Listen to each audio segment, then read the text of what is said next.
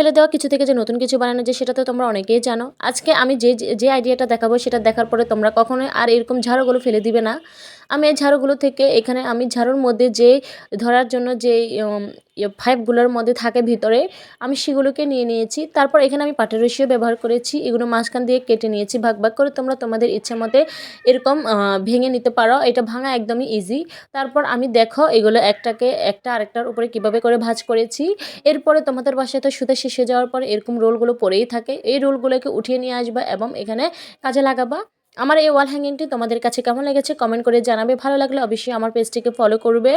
আর এরকম ফেলে দেওয়া জিনিস থেকে নতুন কিছু আইডিয়া দেখতে হলে অবশ্যই আমার পেজের পাশেই থাকবে।